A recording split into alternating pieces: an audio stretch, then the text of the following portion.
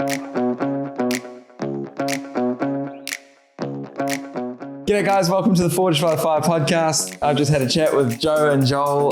We've gone over, briefly touched on a whole lot of stuff around influencing, not like social influencing, but the influence we have on the people around us, what you can take responsibility for and probably shouldn't, your influence, empathy, and just having conversations with the people around you, and ensure that you aren't leaving too much of a scar behind. What else we discussed? I feel like it was a quick hour, but it was really worthwhile and a lot more to talk about there. So I've learned heaps. Guys, thank you so much for your time. Appreciate it.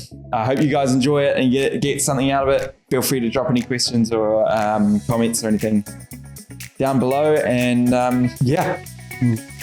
thanks for listening. Have a good one.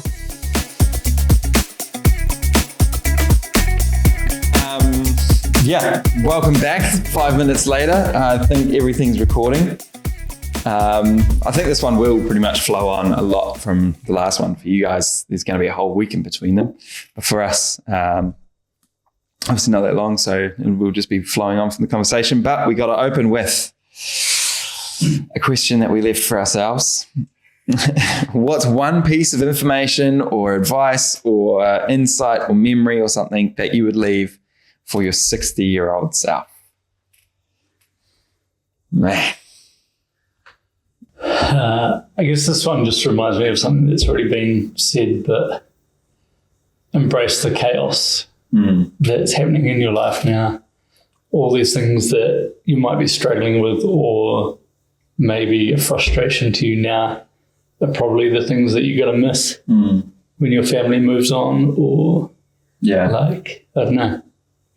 I think when you're in your 60s, hopefully your life's a bit more standard, a bit more sorted. Yeah. I don't know if mine will, but I don't know. The things that, like the marks and the mistakes and the failures that your kids and you are going through at the moment, probably the coolest memories that you'll have. So just enjoy what you have while you're there. Next supposed to tell you 60-year-old. I don't know, look back at it and imagine how cool it was. Yeah. Spend more time with your family. Yeah. Don't be selfish. Look after your grandkids. I think it's a really good one, because it's true. There was a comedian, I don't even know who he was, but he was saying imagine, when we flip through our grandparents' photo books, there's this is when I, spent 6 months on a boat to get there, or we just bought this random piece of land and had to work out how to farm it, or whatever. Everything they did has a photo, and the photo is wow. My grandfather helped build the port of Tauranga, you see him, he's just ripped and he's shifting these massive bollard things. I don't even know what he did, but he was building the port. And I'm that's insane. When you think about what these guys did to make a living, and then he was talking, anyway, back to the comedian, he was what are we going to be showing our kids? They're going to be flicking through our photos and be this is what Nan had for breakfast, all that. That's our photo reels. And I think it's a good point, a kind of interesting way of not reflection, forecasting. What's the opposite of reflection? Yeah, that's what I mean. Yeah. We're talking to our future self. Yeah, and it's we're leave some memories, leave some photos that's actually you're gonna look back on, be oh yeah, that's right. Yeah. We did that, and I think that's kind of cool way of looking at it, is, making sure you get some good photos along the way. not meaning take photos of everything, but meaning do some photo worthy stuff, Almost sounds like we're telling our 60-year-old self to sort out your photos. Go through all the shit that you took and only leave the good ones. Delete the receipts. Sort out your photo library before you die. Delete that hidden folder. But I think that sort of comes back then to me is don't be afraid of making mistakes. Don't be afraid of what you'll be ashamed of, just go headlong into doing something that maybe you'll be proud of. Who knows? You know, like, and try have some photo-worthy moments along the way, I suppose. I think just embrace like the small things. That's what I'd like to pass on, come back to, you know, like as much as it is hard to do some of those things right now, or, you know, not taking those little moments, it's, taking the little moments, because at 60, I'll look back and be like, oh man, I should have, could have, would have, you know, like, don't be like that. I think. Yeah. No regrets. No regrets. Yeah, it's an interesting one. Yeah, I think a memory that, you know, like I'll never want to lose is the memory of my kids at this age, because already like Gemma's not even 2, she's just changing so much, and then I look at little Natalie sleeping in the exact same bed. I'm like, what? Like, Gemma used to be that size and I hardly remember it. And, well, not hardly remember it, but, you know, like just, the hugs, the laughs, the tears, you know, those are memories that I hope I'll still have at 60. That's why we take lots of photos. You're going to take lots of photos and sort them out. Have a nice ordered photo. You kind of remember your kids as they are now. It's weird. Like you kind of put as they are now back to when, like, years ago, but then you look at the photos and you're like, shit, they are so different. Yeah, it's pretty cool. It is cool. I like it. Good opening question. We'll have to think of one to leave the next one. Is that for Joe again, is it? Yeah. I don't know if Joe will be back for that one actually, but we'll see how we go. All right. Quick fire influence questions. Let's see where this takes us, eh? Joel, you're up first on the chopping block this time. Who influenced you the most growing up? My mother. Are you more influenced by people or environment? Environment. Do you think you are easily influenced? No. Who do you act like under pressure? Ooh. I don't know. Like, I think just a combination of a whole bunch of different people. Yeah. Who sets the emotional tone on a shift? I think when I was working as the boss. Yeah. Can one negative crew member poison the whole team? Oh, yeah. Does rank equal influence? No. Who actually has the most influence on a station? Oh, I don't know anymore. She's very specific. Service. Yeah. For someone who's not in the job. Yeah, I'm trying to think back to. Okay, let's get to something. I think the strongest personality often has the biggest influence, and that could be anyone. Can be the loudest person sometimes. Yeah. Unfortunately. Are you responsible for how you influence others? I don't.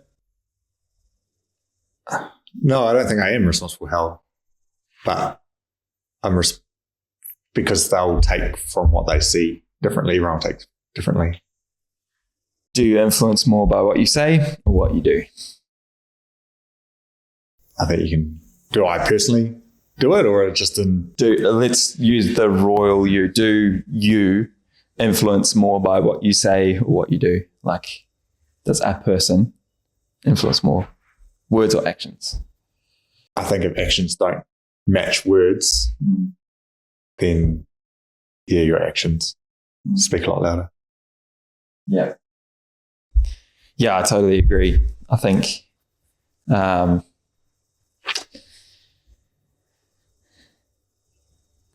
the whole who sets the tone is I almost feel like that's a collective thing, right? Like, as far as that question goes, who sets the culture, or who influences the crew most?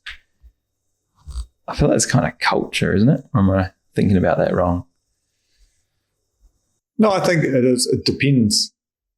You could have I think about like different crews that I was on in one, like my first crew, amazing, inclusive culture.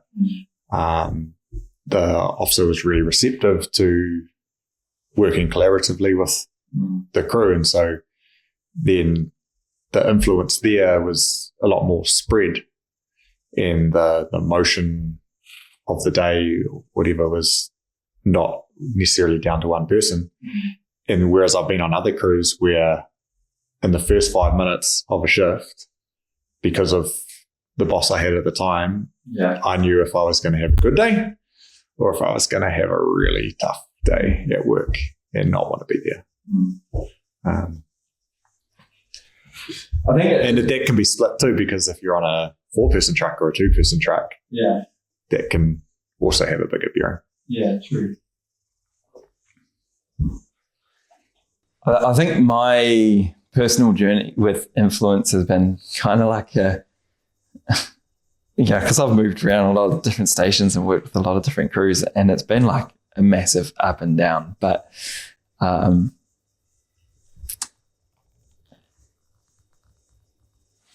I think it ties in a lot with like the responsibility, what we were just talking about just before or last week,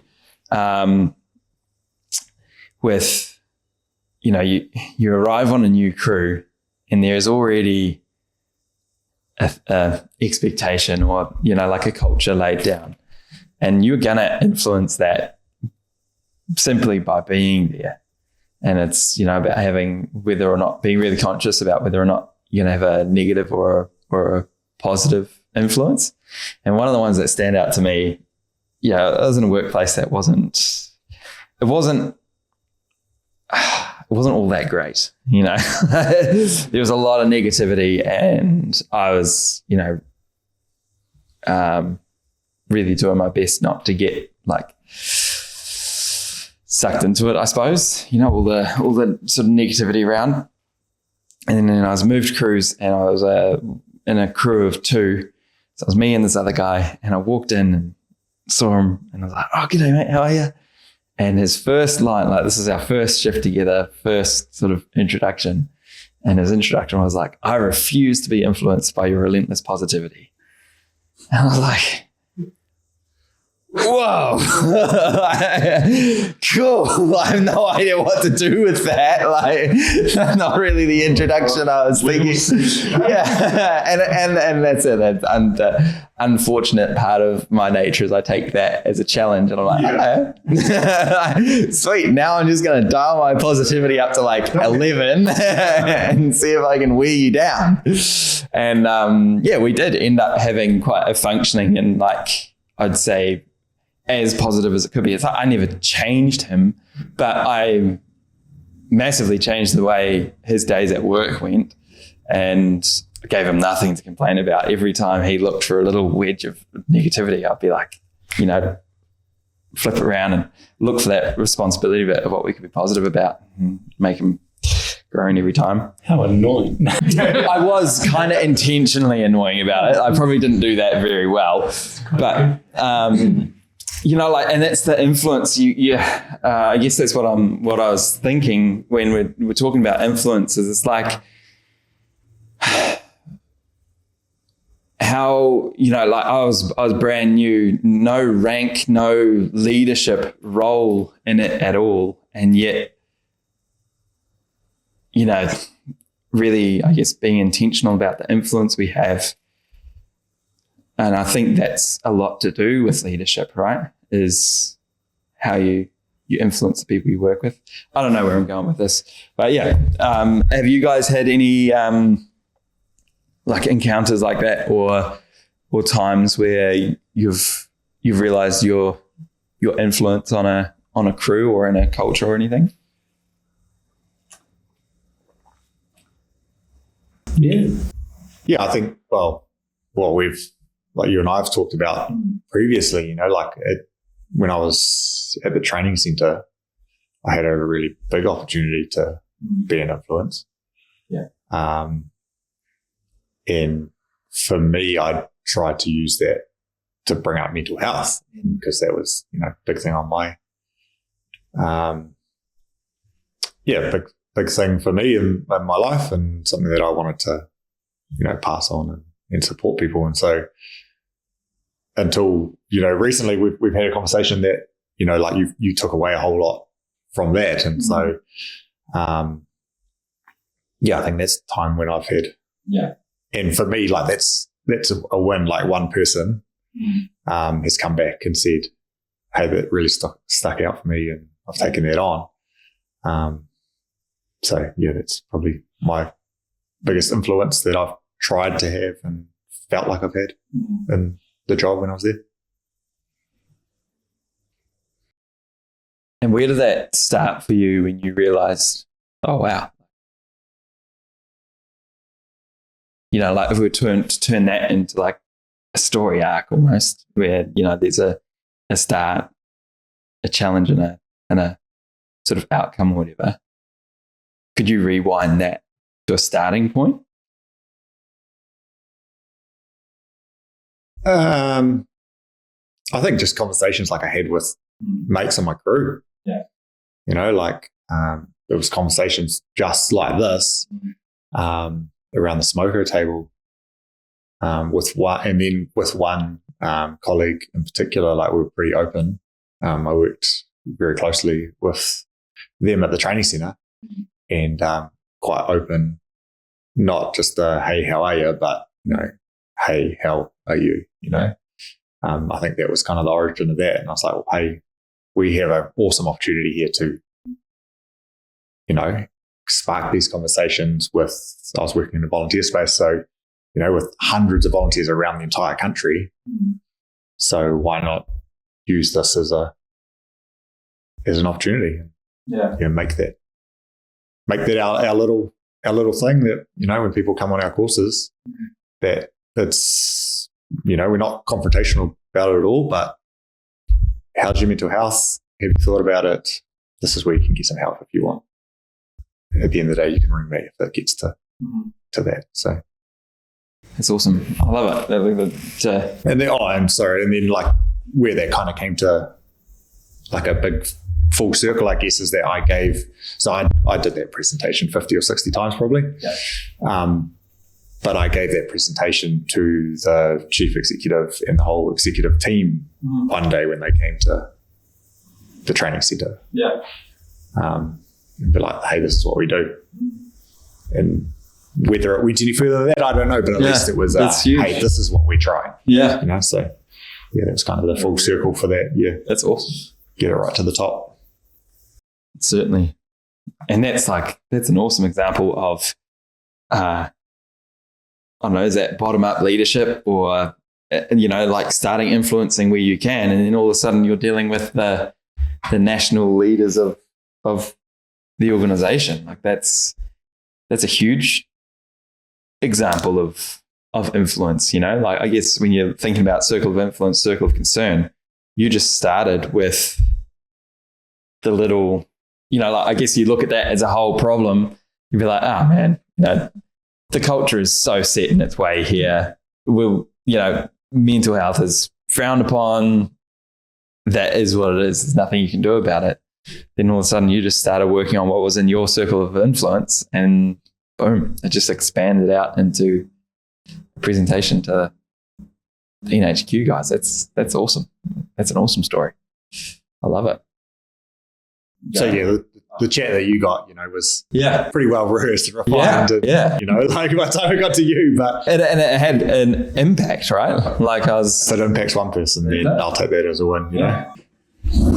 Yeah, Joe. What was the question again? I guess in your different environments, your different your experience, how has like a little bit of influence, grown into, I guess, like a demonstration of leadership in your worlds? That's, I don't know.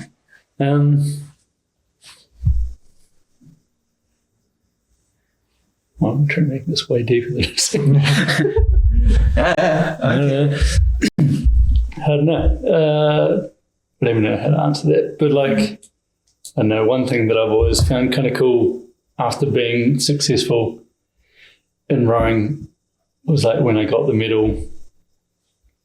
I was never really precious with the medal. Even some people like frame it or don't let people touch it, or you have to wear gloves and stuff. But I did, I don't know, hundreds of school talks and chats and stuff after my medal, and I let anyone hold it or touch it or wear it or awesome. And my whole thing was, if this inspires someone to do sport, like how cool is that? And I'm starting to get messages from people saying that they got into their sport because of like our chat at school and stuff like that, and that's pretty special. Yes, awesome. And then another one that kind of happened without even really knowing that it happened was like, as a rower, I'm pretty much exactly what you shouldn't be. I'm short, I'm like stocky. Yeah. In rowing worlds, you're always meant to be like 6 foot or bigger in kind of that kind of situation. But I got knocked down, I don't know how many times when I was rowing. Not put in the team, told I wasn't good enough, told I wasn't compatible, blah, blah, blah. And then keep going, keep pushing through, succeeded. And the amount of messages I get from random people overseas saying like, you're the reason why I still row and I've succeeded. And wow, like, it's weird because it's something I never even thought about or was trying to achieve. But it's had an impact on other people worldwide is pretty cool to look back at and think about. So it's one of those things. It was an action that I was doing for selfish reasons because I wanted to be in the team and I wanted to succeed and I wanted to fulfill my dream. But those actions have now passed on to other people and supported their passion and their dream, and that's pretty special. That's seriously special. And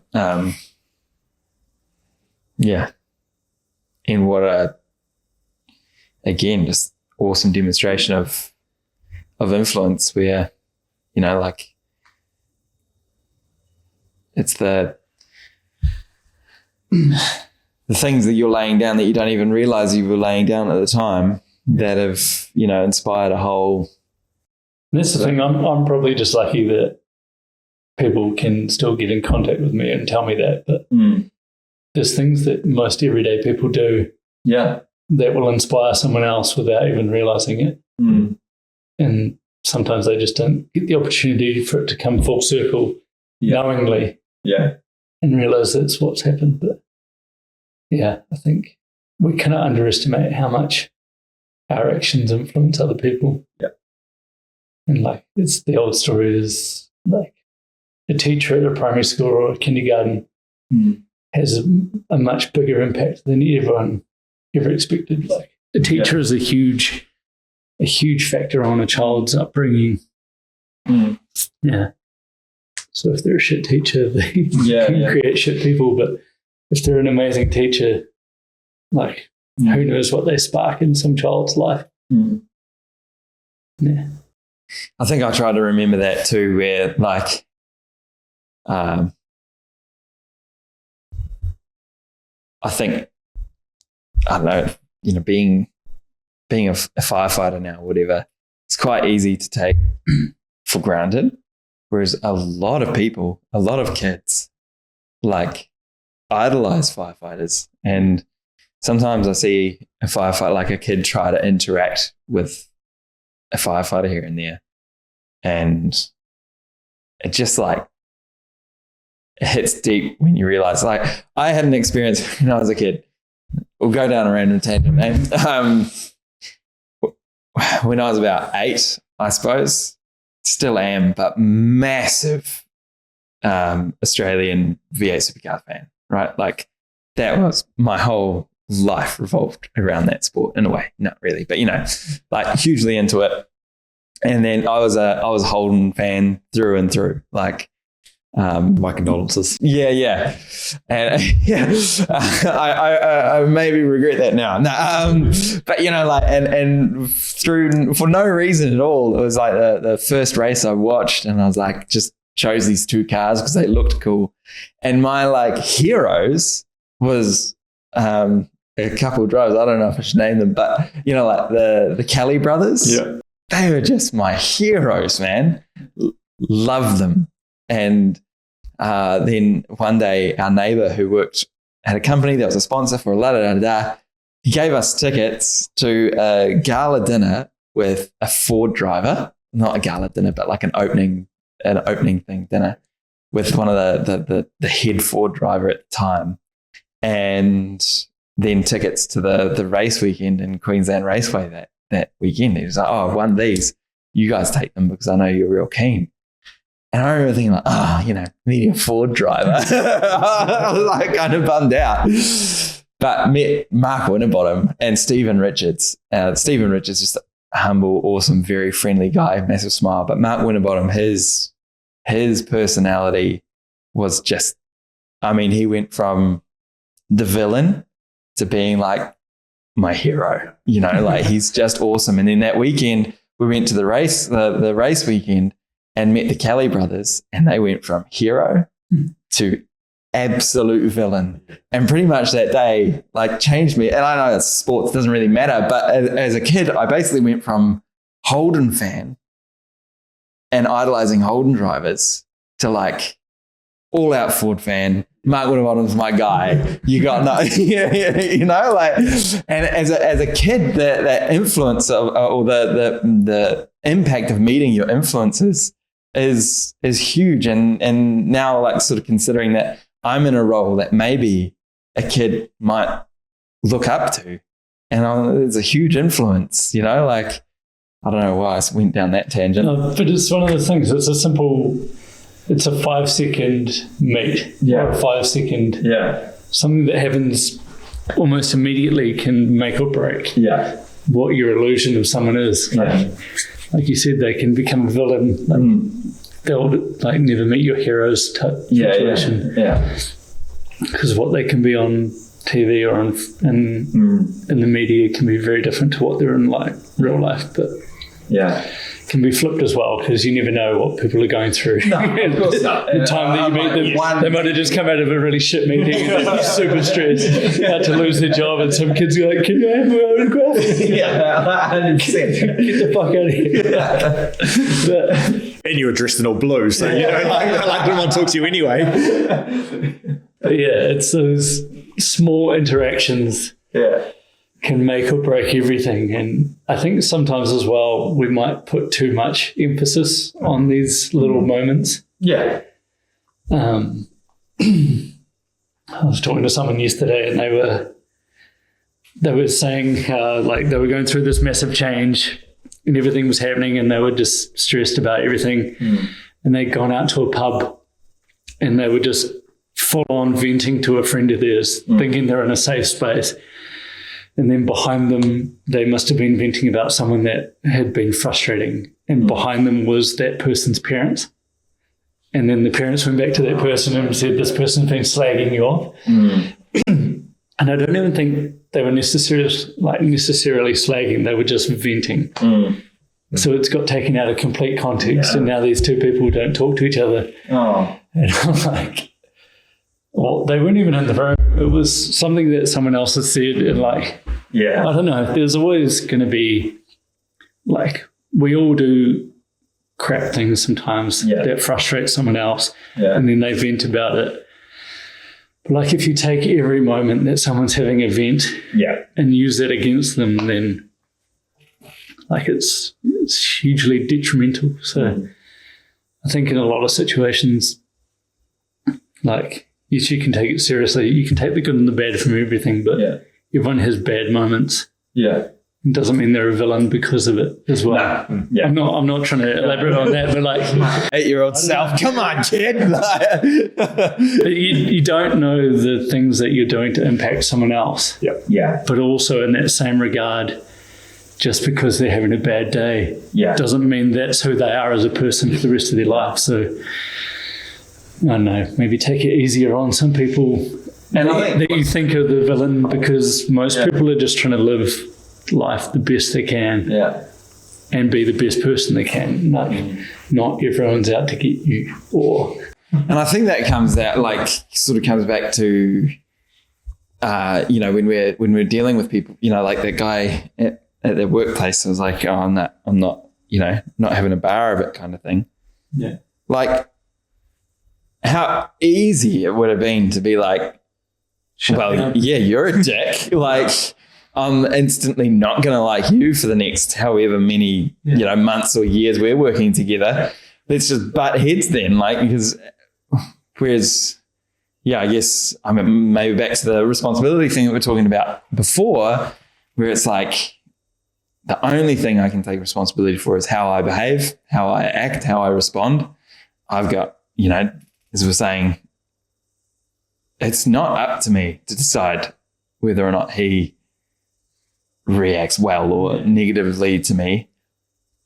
All I can influence is my behavior there, right? Like, and maybe one day that will actually influence him in a positive way if he, maybe he was just having a bad day that one day. And if I've written him off, then that's a whole work relationship that could have been a real good time, just turned into a real 6 months of crappy days. It's one of those things like you could be the nicest person forever, and then you have one bad day, and someone that you haven't met sees that one thing, and then all they think is that you're an asshole. 100%. You got to give people second and third chances sometimes. And give them every chance to. And if they ruin it more than 3 times, then they can be an asshole. I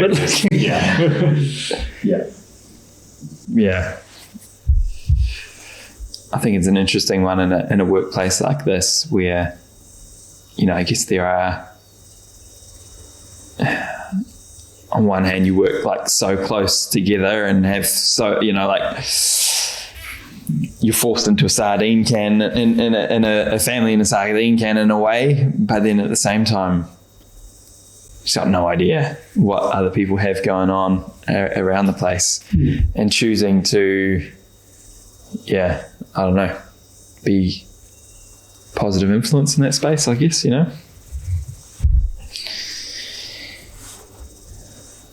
hoping for change on that larger scale, like what you open with, Joel, on the organizational scale of there's no hope for change there, but just the small things you did eventually did make a change. Ready for some quick fires? Good. Family and parenting influence. We're going back into the all right, and then your second section will be just spicy ones. So, don't blame you if you pass on any of those.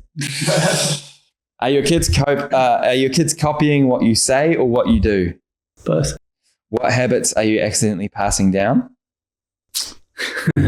Watching too much TV. Does stress at work blend into home influence? Yes. Who influences your marriage more, you or external pressure? Oof. You. What does intentional influence at home look like? Setting good habits, creating good routines. Is influence more dangerous than power? Are influencers the new authority figures? Oh, that's a stupid question. Absolutely not. I'm going to stop there. Sorry about that.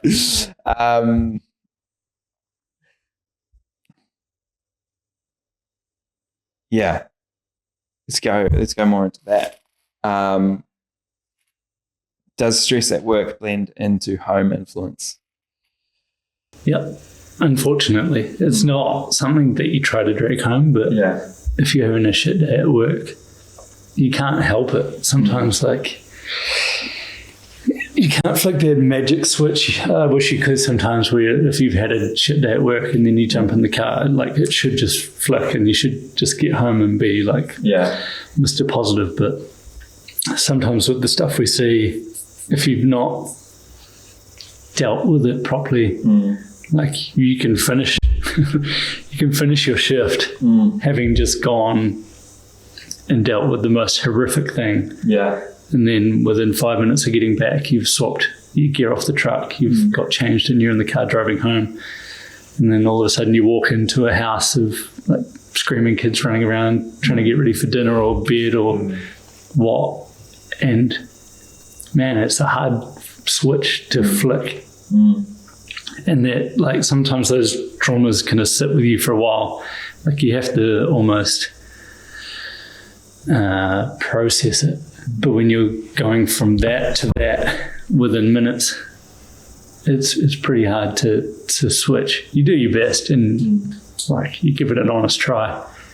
Yeah. And you kind of pull yourself together and go for it. But yeah, you can't help but be influenced in that.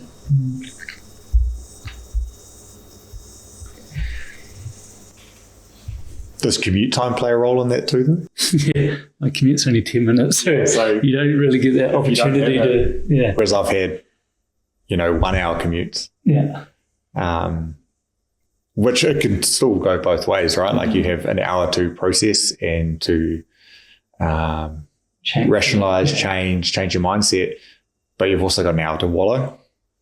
So I guess, that can also have an influence on what you do or don't take home. Yeah, sure. Yeah. I find the commute one, because for the last, I don't know, however many years, I've had a commute that's more than an hour, right? And that is heaps of time. And I'm now really enjoying my 20-minute commute because it's just like, it just feels so much easier. It feels like a huge, way less stress. But then, at the same time, you don't have that time to sort of, I guess, think the day through and whatnot. So it's an interesting one, eh? Almost then. Almost seems like a good idea then to know when you have just finished a job and it's right on jump time or something, maybe it's like 30 minutes in the gym might be a better idea than just jumping straight in the car. But then there's always that pressure that you got to get home and help your partner. And it's the reality of it, right? Like, You could be sitting debriefing with the boys for a little bit and then you get the phone call like, where are you? And you're like, shit.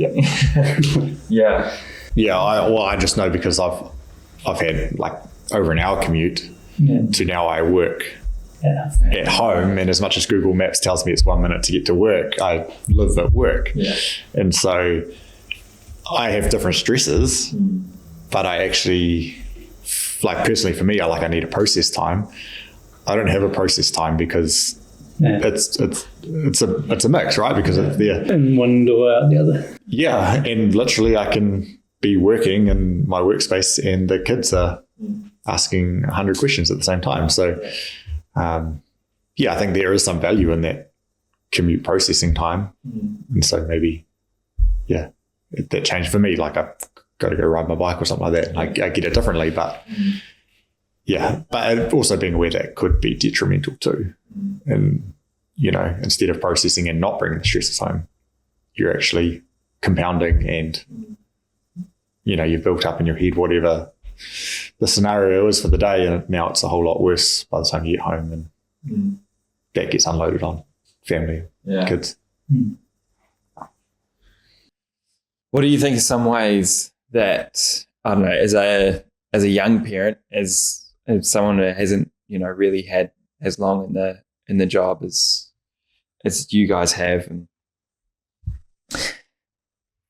what are some ways that you've found that you've been influencing people? I guess sort of what you shared earlier, Joe, but like what influences your kids, your family, what influences your workplace and your colleagues more than I might expect at my age and stage?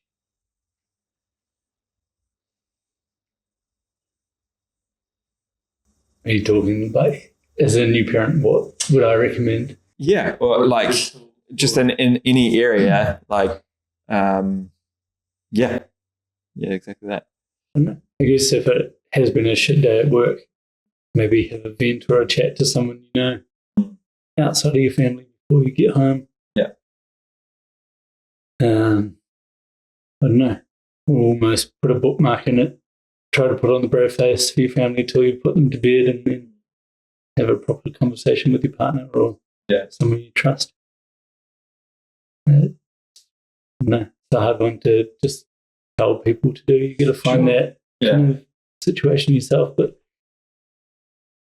I guess like in your experiences, what have been some areas where you're like, whoa, I actually have a bigger influence in that area than I realized, at work or at home or whatever environment. Yeah, definitely how you show up. Like, I remember when I was probably in my darker phase before I properly went and got help, noticing like my snaps, my kids would get scared of me, and that really hurt.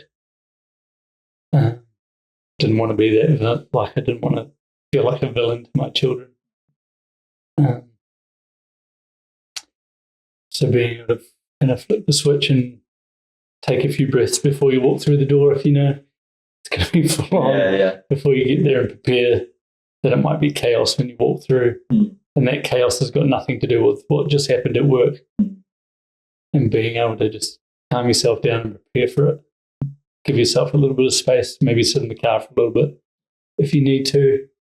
Get yourself into the right mindset before you walk through the door, because your kids don't deserve to see a stressed out person. Yeah. Like, they need to see their dad. You got to almost put on that brave face, but also work through that crap as well. They don't need to see your best all the time. They need to see you struggling and getting better as well, but they also don't need to see that day in, day out at your worst. So if you need to take the time, call someone before you step through that door, probably pretty important. Yeah, I've definitely made phone calls, sometimes even just to my dad or parents. And like, my dad was a cop, so he's seen it all, been there as well. So sometimes it's quite nice just to talk to him. Yeah. And he's quite compassionate now, because he definitely went through his struggles and didn't have that help when he was a policeman. Like, they didn't have any of the resources that we have now. It was definitely from the era of just harden up. Yeah. And looking back now, I saw that. I can see like why my dad used to be angry and take it out on us. He wasn't trying to, and he wasn't meaning to. And I don't hold it against him at all now that I know what I know. But yeah, it would have been horrible to go through that and have no support and try to deal with it on his own.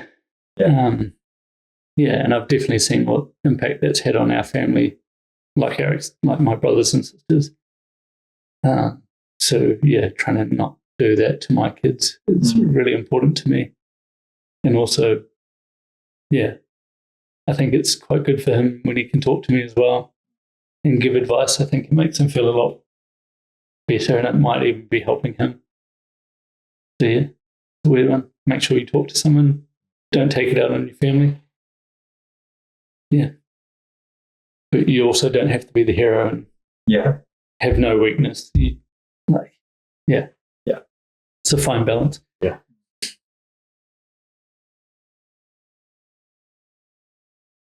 It's a huge story. No, it's good. Like, I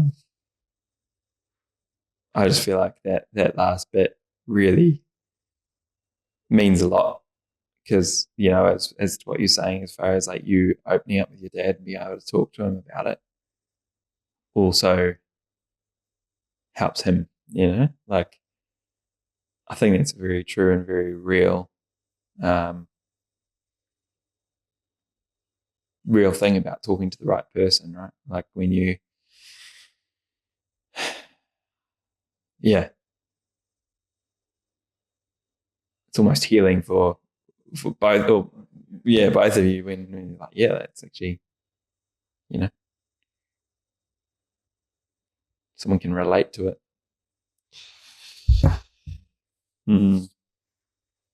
Power of a conversation. Hey, the power from a conversation. Yeah. Doesn't have to be anything. Just talking it through.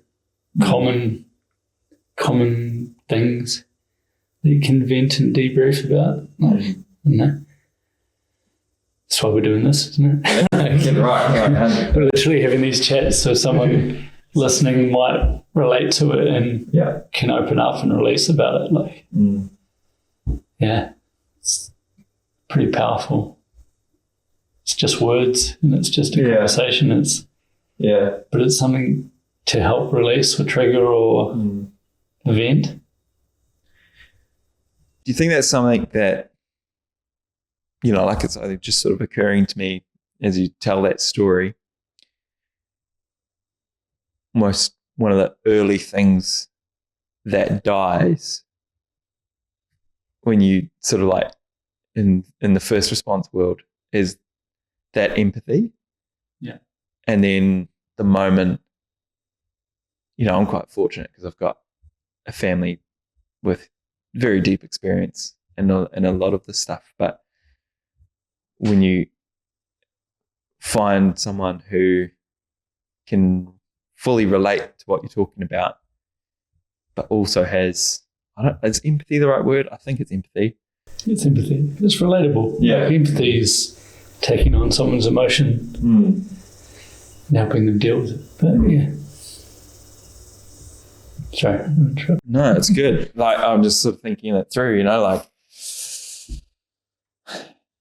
what if that's one of, you know, I guess like as we talk about this stuff, I'm looking for common trends, common things that first responders seem, you know, like, is it burnout? Is it stress? Is it fatigue? Is it whatever it is? Maybe another common thing across the board, maybe another commonality would be just, I guess, that empathy gets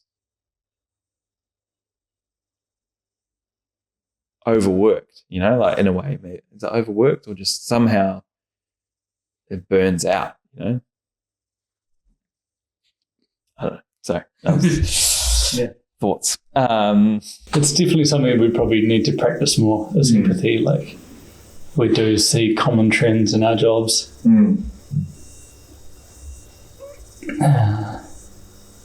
And you sometimes can have a little bit of bias.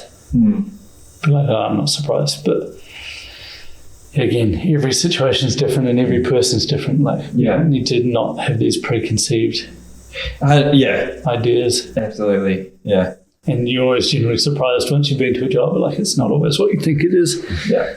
But sometimes you go into it, like you said, we're a bit hardened or we see the wrong things too many times. But yeah. I don't know. I like to still think I've got empathy. You do it very well. Like, I always kind of look up to you in that way. We were at a medical the other night, and I don't know. I think I've said it before. I feel like I kind of shut down a little bit in those situations. Probably turn a little bit into just robot.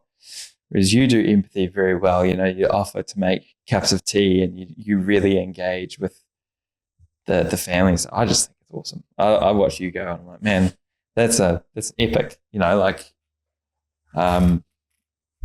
human and empathetic approach. You know, and I think, I don't know, there's a lot to be learned from that. Is that just two different ways of coping with the situation though, as well? Can be. For you, if you engage and you're empathetic, it helps you start the processing of the situation, where for you, distancing yourself also helps. Like I was a distancer. Like the one of the things I struggled most with medicals was the family and the family being there. And I could, to do what you do from without being there, that would be a really out of my comfort zone to do it, whereas it's easier to put it in a box, do my job, go home. And that's the way I could process it, whereas it might be different for, I definitely don't do it every time. Like it's a situation, right? Like it's the situations, and sometimes you get the opportunity to try do something different. But like you said, it's when you're with a big family and something's happening, it's really hard to step outside what we're doing. You kind of just shut down and focus on what we can do. But when there's enough people around, it's good if you can even offer. I don't know. It's hard. Sometimes it's overstepping, sometimes it's not. And I think that's where I get stuck. I get stuck in that like it's almost the fear of getting it wrong or something, I suppose, where I'm like, oh, what if it gets taken the wrong way, or I don't even know, but I just sort of get stuck in like, oh, got to be professional, got a job to do, like. It's a weird one, because the fear of getting it wrong could also make you look heartless. Like, it's such a fine balance because it can go either way. You can either step the boundary trying to be too caring, or step it being just focused on your job. But I guess as long as you're doing what's right for the person that you're trying to save. But also, if you know that they're not savable, trying to do the right thing for the person that's left behind or people that's left behind. Just trying to make it as, And I think that's where I get stuck. It's like, what if I do something that causes a bigger scar that makes this that much more traumatic? But then you got to think, what if I do something that makes this better for someone? 100%. You can only do your best. No one's going to get super angry at you for being empathetic. Like, what an asshole. They were really caring. They made my tea too hot. And 100%. That is something I need to work on, I reckon. But people can choose to take anything either way, regardless. So whether you're nice or not, they can think it differently. Sweet.